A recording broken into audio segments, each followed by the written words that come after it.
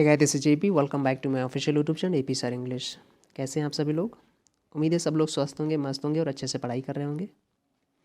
Friends, discussion करते हैं, एक एक क्वेश्चन का डिस्कशन करेंगे और जिस क्वेश्चन पर डिटेल में जाना होगा उसको डिटेल में देखेंगे। फ्रेंड्स, अगर आप हमारे चैनल पर पहली बार विजिट कर रहे हैं तो चैनल को सब्सक्राइब करना मत भूलिएगा, वीडियो को लाइक कर दीजिएगा। और एक और इन्फॉर्मेशन देना चाहूँगा, आप हमारे टेलीग्राम चैनल को भी सब्सक्राइब कर लीजिएगा, ज्वाइन कर लीजिएगा। वहाँ पर आपको फ्री पीडीएफ्स और डेली बेसिस पर क्विजेस मिलती हैं जो कि एग्ज़ाम के लिए बहुत ही ज़रूरी होती हैं। इस वीडियो को कैसे देखना है, इसमें आपको मैं गारंटी दे देता हूँ कि आपको ज़रूर कुछ ना कुछ अच्छा सीखने को मिलेगा। और बाकी और भी आपने कहीं सोल्यूशन देखा होगा, उससे कुछ ज़्यादा अच्छा आप सीख पाओगे, आप सोच पाओगे, सोचने समझने की आपकी जो कैपेसिटी है मैं उसको बढ़ाऊँगा आपको। आप ऐसे मैं आपको थोड़ा सा मजबूर करूँगा, कंपेल करूँगा कि आप ऐसे सोचो समझो, फिर आप उसका सोल्यूशन देखो, क्वेश्चन देखो, आंसर दो। तो आपका काम क्या है, आप पहले डायरेक्ट वीडियो में देख ही लीजिएगा। डायरेक्ट करना मतलब है कि आप एक क्वेश्चन को पहले अच्छे से समझिएगा, क्वेश्चन कहना क्या चाह रहा है उसको समझिए और फिर आंसर चूज करिए। फिर देखिए आपका आंसर और मेरा आंसर क्या सेम है। अगर सेम नहीं है तो फिर आप सोचिए कि आप गलती कहाँ कर रहे हैं। चलिए स्टार्ट करते हैं क्वेश्चन नंबर 1 से। Identify the grammatically correct form of the given sentence. Sentence हमारा पहले स्टेटमेंट ये दे रखा है कि जो स्टेटमेंट सेंटेंस दे रखा है इन्होंने, एक इसको पहले समझना है कि ये गलत क्यों है, और अगर ये गलत है तो फिर इन्होंने 2 ऑप्शन दिए हैं, फर्स्ट और सेकंड, इनमें चूज करना है कौन सा सही है। चलिए पहले समझते हैं। सेंटेंस 1 कह रहा है कि I have to read this, मुझे ये पढ़ना है।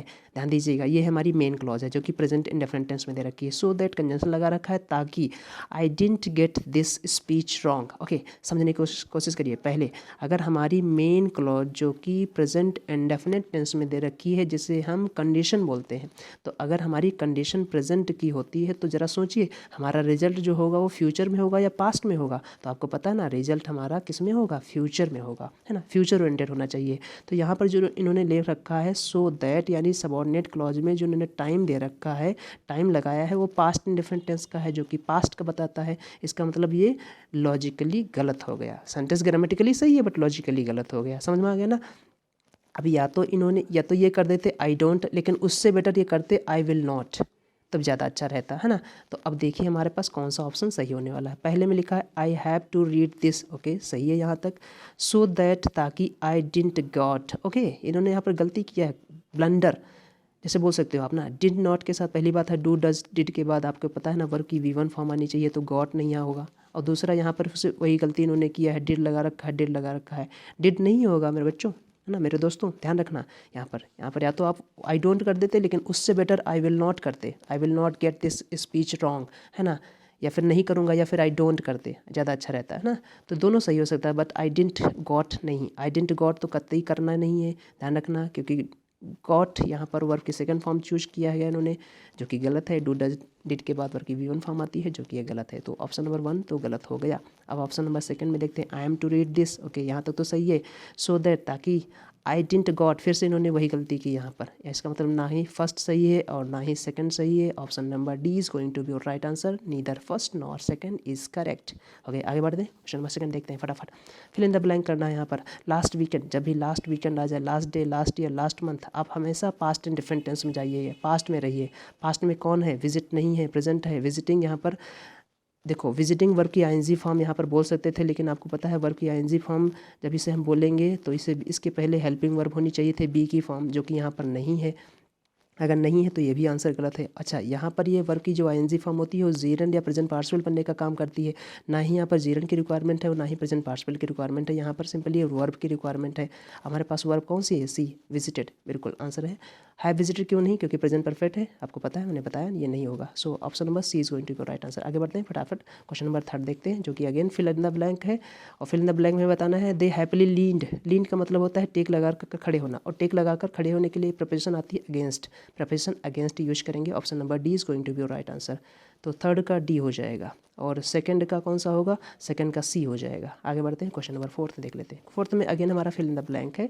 वन में observe astonishing pieces of the forts and palaces of Mewar. ठीक है, forts and palaces of Mewar, ये हमें आंसर चूज करना है। सो आंसर चूज करेंगे हम यहाँ पर, ऑप्शन डी हो जाएगा, वर्कमैनशिप। वर्कमैनशिप की मीनिंग आप बोल सकते हो एक, क्या बोलते हैं जैसे हिंदी में कारीगरी बोल सकते हो ना, कारीगरी, शिल्प की कारीगरी।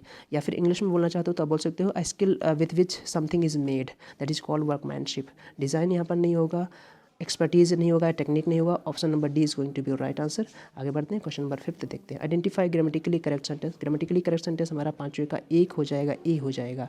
Option number A is right. आगे बढ़ते हैं, क्वेश्चन नंबर 6 में हमें यहाँ पर चूज करना है प्रोवर्ब की मीनिंग बताना है। बेगस कांट बी चूजर्स, इसका मतलब हिंदी में मैं आपको बताना चाहूँगा कि इसका मतलब होता है दान में मिली बछिया के दांत नहीं देखे जाते, यानी जो आपको दान में दिया जा रहा है उस पर क्वेश्चन नहीं करते हैं, ये मीनिंग इसकी है। आप समझने की कोशिश करेंगे। So option number A is going to be right answer. People dependent on others have to be content, संतुष्ट होना पड़ेगा with what is offered to them, जो उनको ऑफर किया जाता है। आगे बढ़ते हैं, क्वेश्चन नंबर 7 देखते हैं।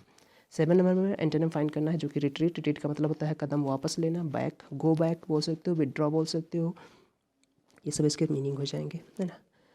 गो बैक हो गया, विदड्रॉ हो गया, ड्रॉ बैक हो सकता है, क्लाइम डाउन हो सकता है, रिसीड हो सकता है। सो रिसीड इसका सिनोनिम हो जाएगा, शेल्टर इसका सिनोनिम हो जाएगा, रिटर्न इसका सिनोनिम हो जाएगा। एंटोनिम फाइंड करना है तो एडवांस हो जाएगा, क्योंकि रिट्रीट का मतलब होता है कदम वापस लेना और एडवांस का मतलब होता है आगे बढ़ना। आगे बढ़ते हैं, क्वेश्चन नंबर 8 देखते हैं। 8 में हमें फाइंड करना है करेक्टली स्पेल्ड वर्ड। इंटरप्ट की स्पेलिंग बड़ी ही आसान है, आपको ऑप्शन नंबर डी हो जाएगा। INTERRUPT होता है ना। So option number D is going to be right answer. Meaning क्या होती है इंटरप्ट का मतलब? बाधा पहुंचाना, हस्तक्षेप करना, टोका टोकी करना, या फिर इंग्लिश में सुनना चाहते हो तो cut in, obstruct, impede, block, interfere, break, ये सब इसके मीनिंग हो जाएंगे। ईडियोमेटिक एक्सप्रेशन में अगर दो हमारे पास ईडियम बहुत ही लोकल है इसके, एक तो होता है put one's penny worth in, मैं लिख देता हूँ, put one's penny, PENNY, penny worth in, एक तो ये होता है। दूसरा एक और ईडियम आता है, put once 2 saints in, put once 2 saints in, एक ईडियम आता है ना, पहले सुना होगा ना, 2 सेंट्स, 2 सेंट्स, ये इसका मतलब होता है ओपिनियन, राय। तो यहीं से ईडियम बना है। सो आंसर आपका क्या हो जाएगा? 8 नंबर का इंटरप्ट हो जाएगा। ऑप्शन नंबर डी सही है, सही स्पेलिंग डी में लिखा है। आगे बढ़ते हैं 9 नंबर में। फिल इन द ब्लैंक 9 में, C dash from work when an unknown person attacked her. आपको पता है ना, एक एक्शन चल रहा है और दूसरा इंटरप्ट किया, तो एक्शन जो चल रहा है वो कंटिन्यूशन मोड में होगा ना। और टाइम क्या होगा? तो टाइम हमें पता चल गया अटैक्ड से, जो कि V2 है, यानी पास्ट का टाइम है। तो यहाँ पर पास्ट कंटिन्यूस होना चाहिए था। Past continuous option number D में है। वॉज रिटर्निंग सही है। सी सब्जेक्ट सिंगुलर है इसलिए वॉज सही है। तो option number D is going to be right answer. आगे बढ़ते हैं, क्वेश्चन नंबर 10 देख लेते हैं। 10 में फाइंड करना है इंडिया ऑफ स्टैंड, यानी प्रपोजिशन यहाँ पर चूज करना है। आपको पता ना, अपस्टैंड हो गया, रिफ्रेन हो गया, प्रिवेंट हो गया, प्रोहिबिट हो गया, इनके साथ प्रपोजिशन फ्रॉम आता है। तो यहाँ पर फ्रॉम चूज करना होगा हमें। बिल्कुल, ऑप्शन प्रपोजिशन पता चल गया ना, तो यहाँ पर आंसर क्या हो जाएगा? फ्रॉम हो जाएगा ना। Option number D is going to be right answer, from.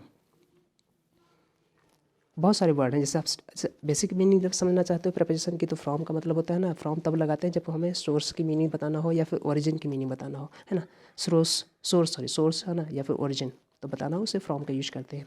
तो फ्रॉम यहाँ पर हो जाएगा। बहुत सारे वर्ड है, जैसे abstain हो गया, रेफ्रेन हो गया, प्रिवेंट हो गया, प्रोहिबिट हो गया, सेपरेट हो गया, सफ़र हो गया, इंटरफेयर हो गया, एस्केप हो गया, डिफर हो गया, रेस्क्यू हो गया, बोरो हो गया, ये सब इनके साथ फ्रॉम आता है ज़्यादातर। तो ये सब वर्ड सुनते रहिएगा। आगे बढ़ते हैं, क्वेश्चन नंबर 11 में हमें फाइंड करना है यहाँ पर फास्टिडियस की मीनिंग।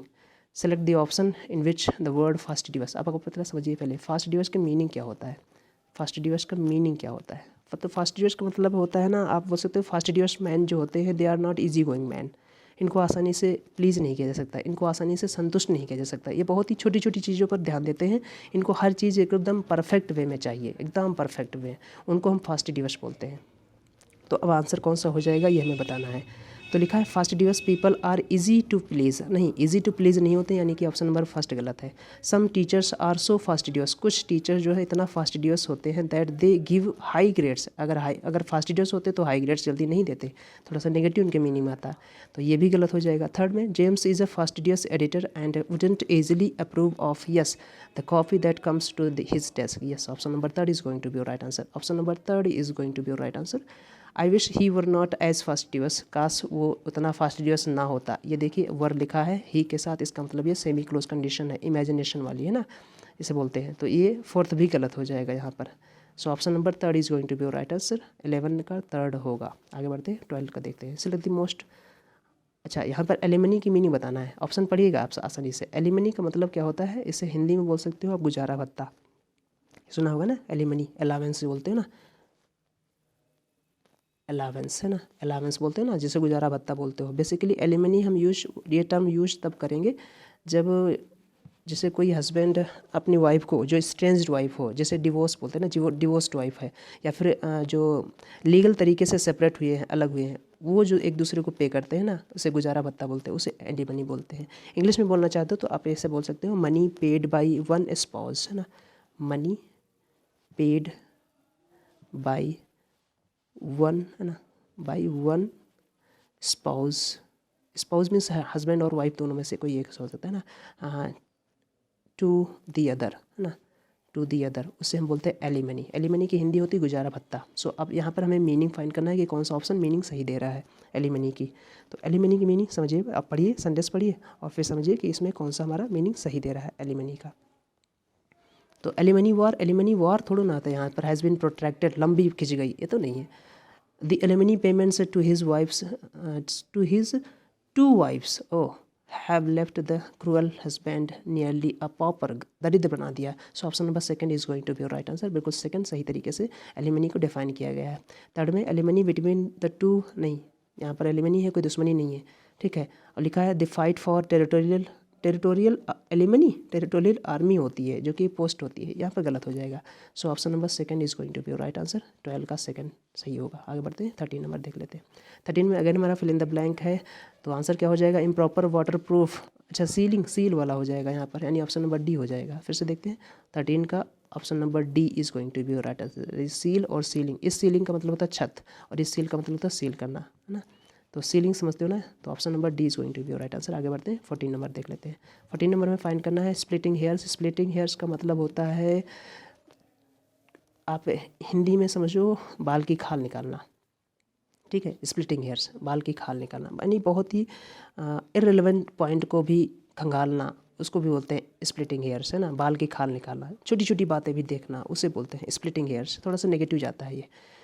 अभी इस यहाँ पर एक स्टेटमेंट दे रखा है और उसमें हमें बताना है कंक्लूजन में। देखिए यूपीएससी टाइप का आ गया ना, जैसे बोलते नहीं थे, एक स्टेटमेंट देते हैं, फिर ऑप्शन नंबर फर्स्ट देंगे, सेकंड देंगे, थर्ड देंगे, फिर कौन सा फॉलो कर रहा है, कौन सा नहीं कर रहा है, ये हमें बताना है यहाँ पर।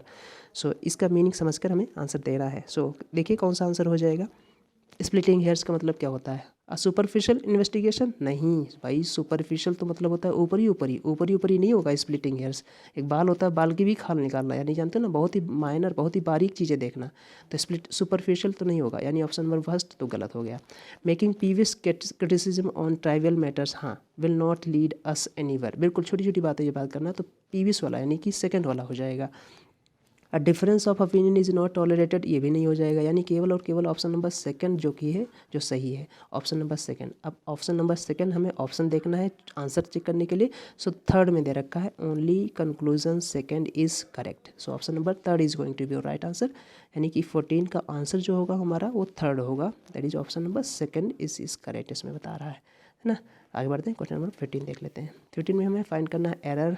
एरर बड़ी आसान है, यहाँ पर लिखा है एज नून अप्रोच्ड, जैसे दोपहर हुई, sunlight filtered through an branches. आपको पता है ना, आर्टिकल ए और एन के बाद या फिर वन के बाद, इनके बाद नाउन सिंगुलर आता है, तो ब्रांचेज प्लूरल है। यहाँ पर आर्टिकल एन को हटा दीजिए और यहाँ पर आर्टिकल दा लगा दीजिए, जो कि सही हो जाएगा। सो एन हटाइए, दा लगा दीजिए।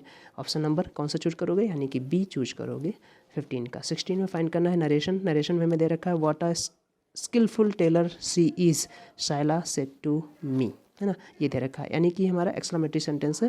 तो एक्सक्लेमेटरी सेंटेंस चेंज होते हैं असर्टिव में। तो यहाँ पर जो लिखा है Shaila said that she, Shaila said, ये नहीं, एक्सक्लेमेटरी लगाना होता है, तो एक्सक्लेमेटरी लगाओगे, ये तो गलत हो गया पहला, ये ऑप्शन तो गलत। Sheila exclaim to me if she was, ये भी गलत। आगे बढ़ते हैं, 16 का कौन सा देगा, सही देखते हैं। 16 का third, Shaila exclaim that she was a very beautiful tailor, sorry she was a very skillful tailor. तो option number third is going to be right answer, बड़ा आसान है नरेशन का, है ना। फोर्थ गलत हो जाएगा, इन्होंने इंट्रोगेटिव बना रखा है, हटा दो। सो 17 नंबर हमें यहाँ पर अरेंज करना है, बड़े ही अच्छे तरीके से पढ़िएगा। मैं आंसर आपको आंसर बताऊँगा, और अगर आपको कोई डाउट रहे तो आप उसे कमेंट सेक्शन में मेंशन करिएगा, मैं फिर से आपको डिटेल में बताऊँगा। फिलहाल 17 का आंसर क्या हो जाएगा, बी बॉल हो जाएगा, यानी कि ये वाला 3162, 3 1 फिर 6 फिर 2 फिर 5 फिर 4 आएगा, ये आंसर हो जाएगा। 3 से स्टार्ट क्यों करेंगे, देखो लिखा है पर द बॉयज़, बाकी सारे प्रोनाउन दे रखे हैं ना, दे रखा है, इस टाइप्स में दे रखा है, इसका मतलब पहले नाउन आएगा देन उसका प्रोनाउन आएगा, तो स्टार्ट 3 से करेंगे। सो ऑप्शन हमारा डी तो ख़त्म, और कौन सा खत्म, ए खत्म, हमारे पास बचा कौन, सी और बी। तो लेकिन 3 के बाद 1 आ रहा है, पढ़ लीजिएगा, समझ लीजिएगा। अगर फिर भी ना समझ में आए तो आप कमेंट सेक्शन में मेंशन करिएगा। 3 1 आएगा तो आंसर कौन सा हो जाएगा, बी हो जाएगा। 17 का बी। 18 बढ़ते हैं। 18 में अगेन हमें फाइंड करना है रीअरेंजमेंट। ये बड़ा अच्छा सेंटेंस है और इसमें जैसे आपने पहले देखा होगा कि पहले S1 S6 करके आते थे, है ना। अब क्या आ रहे हैं, ओपनिंग और क्लोजिंग सेंटेंस दे रहे हैं। तो यहाँ पर उन्होंने ओपनिंग दे दिया है और क्लोजिंग दे रखा है, बीच में जंबल फॉर्म दे रखा है, इनको सही करना है। तो पहले आपने सुन रखा होगा, देखा होगा, S1 दे रखे थे, S6 दे रखे थे, फिर PQRS दे रखे थे, है ना। तो उनको अरेंज करना था। अब आप यहाँ पर बेसिकली ओपनिंग और क्लोजिंग दे रखे हैं, तो यहाँ पर हमें बीच में अरेंज करना है। 18 का आंसर हमें बताना है। तो बताइए कौन सा हो जाएगा। तो आपको आंसर चूज करके बता दे रहा हूँ, PQSR, यानी ऑप्शन नंबर सी होगा, PQSR। इसे पढ़ लीजिएगा, समझ लीजिएगा। अगर आपको कोई डाउट रहे तो पूछिएगा। PQSR is going to be right answer. आगे बढ़ते हैं, क्वेश्चन नंबर 19 में फाइंड करना है grammatically correct sentence. Grammatically correct sentence find करना है तो वन ऑफ के बाद आपको पता है ना, वन ऑफ के बाद नाउन जो आएगा प्लूरल आएगा, वर्ब सिंगुलर आएगी। One of my friends has a lovely old cottage in Goa. Okay, ये तो सही है, यानी ऑप्शन नंबर ए तो बिल्कुल सही है। और भी देख लेते हैं, a lovely old cottage one of, ये तो गलत है, सेंटेंस फ्रेमिंग गलत है। In Goa lovely old cottage has, अरे ये भी सेंटेंस गलत है, ये सब गलत है, यानी option number A is going to be right answer. 19 का ए हमें करेक्टली फाइंड करना था कौन सा सेंटेंस सही है। So option number A is going to be right answer. आगे बढ़ते हैं, क्वेश्चन नंबर 20 देख लेते हैं। Select the most appropriate meaning of the given idiom. Idiom दे रखा है, उसकी मीनिंग बताना है। Go down like a lead balloon, इसका मतलब होता है टू बी बैडली, यानी to be received badly by an audience. ठीक है, ऑडियंस से बैडली रिसीव होना, उसे option number 1 is going to be right answer. आगे बढ़ते हैं, 21 में देखते हैं। 21 में हमें फिर से चूज करना है ईडियम एज अ फिलर। ठीक है, तो यहाँ पर लिखा है द बॉय वॉज फ्राइटन, लड़का डर गया था, व्हेन ही सॉ, जब उसने देखा, अ फेरोशियस लुकिंग, फेरोशियस मतलब होता है खूंखार टाइप का, looking man coming towards him, उसकी तरफ आते हुए, एंड ही, और क्या कर गया होगा, भाग गया होगा। तो भाग जाने की यहाँ पर मीनिंग लगाना है। भाग जाने के लिए टेक टू हिज हील्स, यानी पास्ट इंडिफरेंट टेंस इन्होंने चूज किया है। हालांकि जो प्रोवर्ब होती है, सॉरी ईडियम होता है, वो टेक टू वंस हील्स होता है ना, टेक टू वंस हील, इसका मतलब होता है भाग जाना। सो ऑप्शन नंबर कौन सा हो जाएगा, ए हो जाएगा। 12 का ए हो जाएगा आंसर यहाँ पर ए। अब बाकी मीनिंग समझ लीजिए। टेक हिम टू टास्क का मतलब होता है डांटना, फटकारना, रेप्रीमांड करना। और सी ऑप्शन में पिक अ क्वारल और किक अ रो, इन दोनों का मतलब होता है झगड़ा मोल लेना या झगड़ा उत्पन्न करना, झगड़ा पैदा करना। सो ऑप्शन नंबर 21 का ए हो जाएगा सही। आगे बढ़ते हैं, क्वेश्चन नंबर 22 देखते हैं। क्वेश्चन नंबर 22 में हमें बहुत अच्छे से समझ लेना है इस पैसेज को, बड़ी कहानी अच्छी है, इसको ज़रा समझने की कोशिश करिएगा। पहली बार अगर देख रहे होगा थोड़ा सा सर चकराएगा। यहाँ पर कह रहा है कि एक पैसे दे रखा है, यानी जिसे आप बोलते हैं ना क्लोज टेस्ट। ठीक है, और यहाँ पर कंडीशन ये दे रखी है कि इन्होंने ये बताया है कि ऑप्शन नंबर ए में जैसे एक नंबर ध्यान दे रखा है इंडिजिनस, दूसरा दे रखा है कंटेम्प्रेरी, तीसरा दे रखा है इनिग्मेटिक, चौथा दे रखा है टैब्ल्यू। तो हमें इनमें से जैसे एक में यहाँ पर इंडिजिनस दे रखा है तो यहाँ पर चूज करना है, दो में दे रखा है कंटेम्प्रेरी तो दो में चूज करना है, तीन में इनिग्मेटिक दे रखा है तो तीन में चूज करना है, और फोर्थ में टैब्ल्यू दे रखा है तो टैब्ल्यू चूज करना है। अगर ये चारों ऑप्शन ये फिट हो रहे हैं तो आंसर हमारा ए हो जाएगा। अगर नहीं फिट हो रहे हैं तो बी चूज करिए, सी चूज करिए, डी चूज करिए, ऐसे ही चेक करिए। तो आंसर कौन सा ऑप्शन जो फिट होगा वो आपको यहाँ पर बताना है। सो ऑप्शन नंबर यहाँ पर आपको टिक बता देता हूँ, ऑप्शन नंबर ए सही है। इंडिजिनस, यहाँ पर ट्राइब्स की बात की गई है, उन ट्राइब्स की बात की गई है जो स्वदेशी यानी स्थानीय है। कंटेम्प्रेरी का मतलब जानते हो ना, समकालीन, जैसे बोलते हैं ना एक ही टाइम के, सेम टाइम के। और एनिग्मेटिक मतलब होता है मिस्टीरियस, टैब्ल्यू जानते ही हो। सो ऑप्शन नंबर 22 का जो हो जाएगा वो ए हो जाएगा, फर्स्ट हो जाएगा। आगे बढ़ते हैं, क्वेश्चन नंबर 23 देख लेते हैं। 23 भी हमारा यहाँ पर अगेन एक बड़ा अच्छा सेंटेंस है, जिसको भी समझने की कोशिश करिएगा। पहले इन्होंने एक स्टेटमेंट दे रखा है, अरे रे यहाँ पर तो मीनिंग बताना है। इम्बार्गो, इम्बार्गो का मतलब क्या है, जरा देखिए। इम्बार्गो का मतलब होता है a temporary prohibition of an activity, है ना। इम्बार्गो का मतलब होता है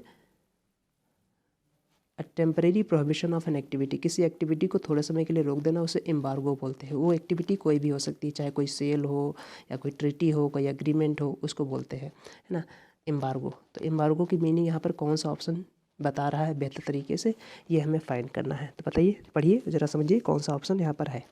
तो इम्बार्गो का मतलब देखो, फर्स्ट में क्या दे रखा है, थोड़ा सा इसे जूम कर लेते हैं। ये अब यहाँ पर फर्स्ट में दे रखा है the new trade laws have exempted नहीं, यहाँ पर तो गलत हो जाएगा, फर्स्ट तो गलत। Trading in certain goods has been temporary stopped, हाँ अब टेम्परेरी स्टॉप किया है, ये सही हो जाएगा। The government orders has put restrictions, ये भी सही हो जाएगा। सेकंड और थर्ड सही है आपका, है ना। तो फिर से पढ़ लीजिएगा, सेकंड और थर्ड सही है। अब हमें चूज करना है ऑप्शन। ऑप्शन में सेकंड और थर्ड किस में दे रखा है? सो बी में दे रखा है। देखिए ध्यान से, बी में दे रखा है option second and third are correct. So B is going to be right answer, यानी 23 का बी सही हो जाएगा। आगे बढ़ते हैं, क्वेश्चन नंबर 24 देखते हैं। 24 में हमें ये बड़ा अच्छा सेंटेंस है, इसको ज़रा अच्छे से पढ़िएगा, समझिएगा, समझने की कोशिश करिएगा, देन आप आंसर चूज करिएगा। इसमें कहना ये चाह रहा है कि एक स्टेटमेंट इन्होंने दे रखा है, सेंटेंस दे रखा है, ये वाला सेंटेंस है ना। अब फिर ये इन्होंने एक क्लोज टेस्ट दे रखा है। अब ये बता रहे हैं कि ये जो सेंटेंस इन्होंने दे रखा है ये कौन से नंबर पर फिट होगा। 1 नंबर पर फिट होगा, 2 नंबर पर फिट होगा, या 3rd नंबर पर फिट होगा, या 4th नंबर पर फिट होगा। मैंने बताया ना, थोड़ा सा यूनिक तरीके का ये डिस्कशन है और यूनिक तरीके से ये STP बनाई गई है ना। तो इस चीज़ को समझने की कोशिश करिए, इसमें कैसे कहाँ पर हम चूज करेंगे। अगर हमारा ये ऑप्शन नंबर 1 पर फिट हो रहा है तो जो ब्लैंक नंबर 1 होगा वो आंसर हो जाएगा, है ना। ब्लैंक नंबर 2 अगर फिल हो रहा है तो ब्लैंक नंबर 2 वाला आंसर हो जाएगा। ब्लैंक नंबर 3rd पर फिट हो रहा है तो ब्लैंक नंबर 3rd हो जाएगा आंसर। सो मैं आपकी जानकारी के लिए बता दूं, आप पढ़िएगा, यहाँ पर आंसर जो हो जाएगा सी, यानी कि ब्लैंक नंबर 2nd में फिट हो रहा है ये सेंटेंस, 2nd में, ब्लैंक नंबर 2nd में। तो ऑप्शन नंबर क्या हो जाएगा? C is going to be your right answer, blank 2। ठीक है, चलिए 25 यानी कि लास्ट इस स्लाइड का हमें फाइंड करना था एंटोनिम, जो कि कॉम्बैट है। कॉम्बैट का मतलब 2 होते हैं, एक तो वर्ब के रूप में, दूसरा नाउन के रूप में। वर्ब का मतलब, वर्ब मतलब एक्शन, एक्शन मतलब ये लड़ाई करना होता है, और कॉम्बैट नाउन में योद्धा होते हैं। कॉम्बैट सुना होगा ना, तो इसका मतलब हमें यहाँ पर एंटोनिम फाइंड करना है। अब जो लड़ाकू होते हैं, योद्धा होते हैं, वो हमेशा आगे बढ़ ना, जिसे बोलते हैं नहीं, अपोज हो गया, फाइट हो गया, अटैक हो गया, ये सब इसके सिनोनिम हो जाएंगे। अपोज, फाइट, है ना, अटैक, ये सब इसके सिनोनिम हो जाएंगे। सो एंटोनिम हमें फाइंड करना था, surrender is going to be your right answer. Combat का एंटोनिम हमें फाइंड करना है, तो एंटोनिम जो होगा सरेंडर होगा। So this is A B signing up for today. मिलते हैं नेक्स्ट वीडियो में, तब तक अपना ध्यान रखिएगा। Tata bye bye.